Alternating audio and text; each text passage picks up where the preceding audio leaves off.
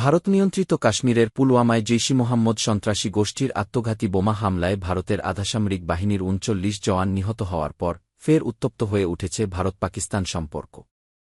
এই ঘটনার পর ভারতের প্রধানমন্ত্রী নরেন্দ্র মোদী সেনাবাহিনীকে যেকোনো প্রতিক্রিয়ার জন্য পূর্ণ স্বাধীনতা দিয়েছেন। অপরদিকে পাকিস্তানের প্রধানমন্ত্রী ইমরান খানও পাল্টা প্রতিক্রিয়ার হুঁশিয়ারি দিয়েছেন। ১৯৪৭ সালে দেশভাগের পর থেকেই কাশ্মীর ইস্যু ঘিরে একাধিকবার যুদ্ধ করেছে দুই দেশ।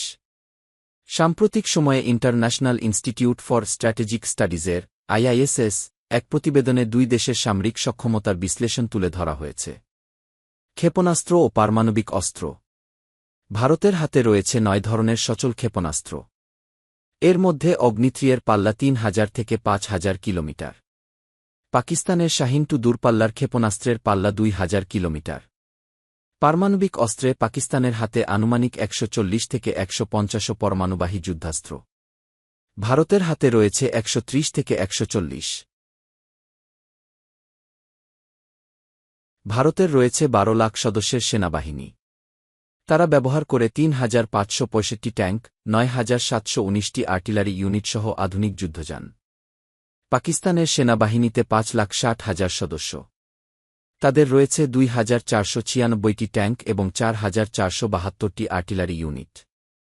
তবে IISS-এর মতে ভারতের বিশাল সেনাবাহিনী সরঞ্জাম ও রক্ষণাবেক্ষণে ঘাটতির সম্মুখীন। ভারতের বিমান বাহিনীতে রয়েছে ১,২৭,২০০ সদস্য এবং ৮১৪টি যুদ্ধবিমান। তবে যুদ্ধ জেটের আধুনিকায়নে ঘাটতি রয়েছে।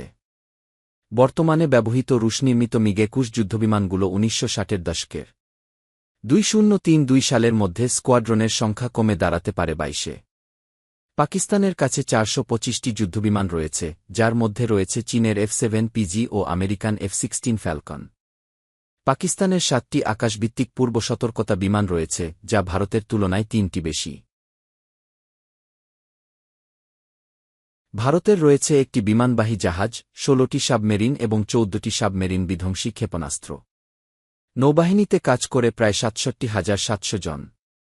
পাকিস্তানের হাতে রয়েছে ৯টি ফ্রিগেট, ৮টি সাবমেরিন ও ১৭টি সামুদ্রিক যুদ্ধজাহাজ। কাশ্মীরকে কেন্দ্র করে দুই দেশের বৈরিতা আবারও সামরিক উত্তেজনায় রূপ নিচ্ছে। বিশ্লেষকদের মতে পরমাণু শক্তিধর দুই দেশের সংঘর্ষ যে কোনো সময় বড় বিপর্যয়ের দিকে নিয়ে যেতে পারে।